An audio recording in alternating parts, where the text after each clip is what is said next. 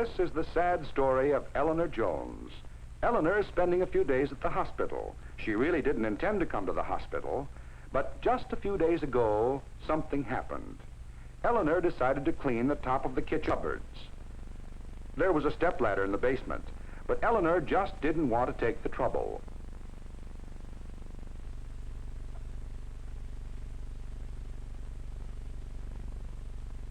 Careful, Elena, careful. So Elena has a chance for some extra reading. What are you reading, Elena? Yes, Elena has learned her lesson, but how about you? Do you know how to play safe in the kitchen? One of the first things to remember is to arrange your kitchen as conveniently and as efficiently as possible. In this way, you avoid those extra steps which cause fatigue and thus reduce the possibility of an accident.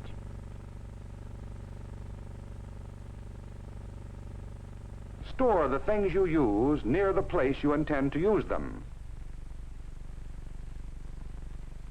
And by all means, store poisons, extra matches, and other dangerous items far above the reach of children. Keep those cupboard doors closed. A bump on the head probably won't send you to the hospital, but it will be painful just the same. Small accidents will happen occasionally, but don't let them become major ones. Wipe up that grease spot immediately before you have a chance to forget about it. A knife is a dangerous weapon if not treated with the proper respect. Strangely enough, a sharp knife is less dangerous than a dull one. Since less force is required to use a sharp knife, it is less likely to slip.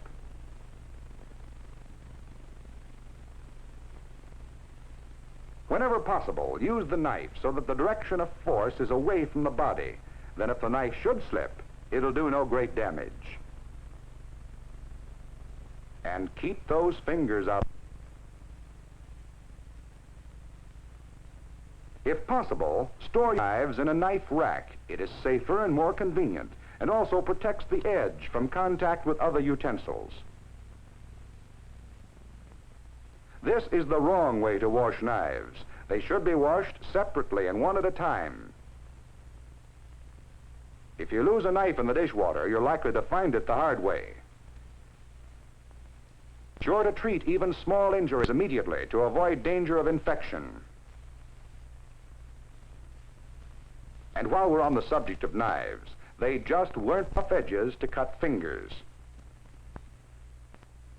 Many excellent foods are preserved in glass containers. Should break, throw the food away. No matter how safe it may be, the danger of broken glass fragments is great to be disregarded.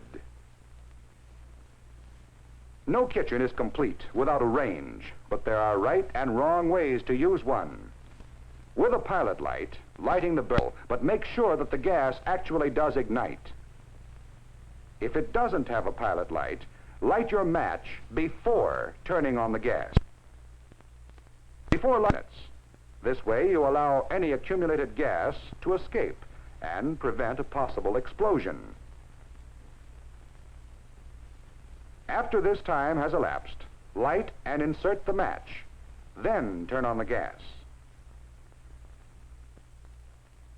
A handle projecting over the edge of the stove can easily cause this.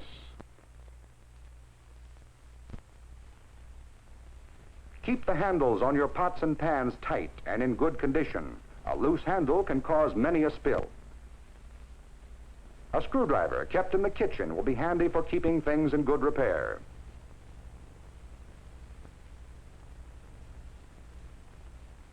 A good way to keep a handle in good condition is to keep it away from the lighted burners.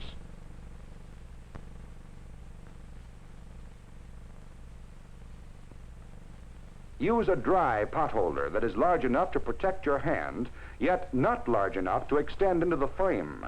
A wet holder conducts heat very readily.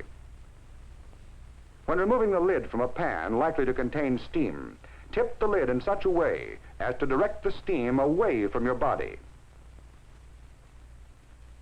Foods fried in deep fat are delicious, but certain precautions should be observed in their preparation.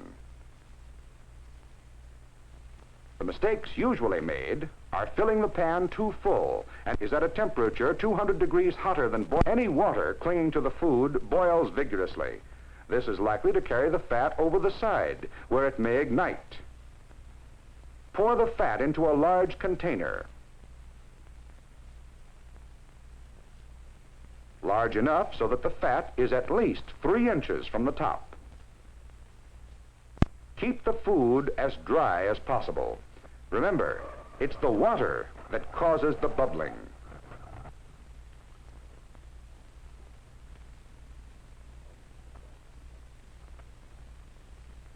And just in case, keep a reliable fire extinguisher in the kitchen at all times. What's wrong here? All the burners are turned off. Ah, but don't forget, this stove has a pilot light. Don't leave papers or potholders near it, or this will happen to you. When plugging in or removing any electrical appliance, be sure your hands are dry. Wet skin conducts electricity much more readily than dry skin. Therefore, the danger of shock is much greater when your hands are wet. Here is a dangerous situation. Keep those electric cords where no one can trip over them.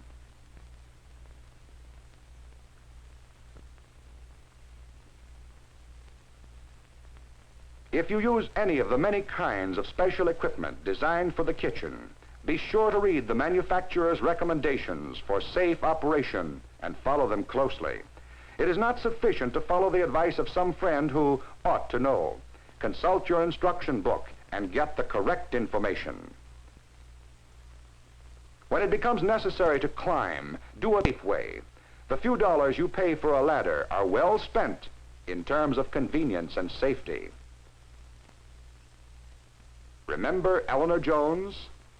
Eleanor will be released from the hospital in a few days, and when she gets out, she is determined to stay out.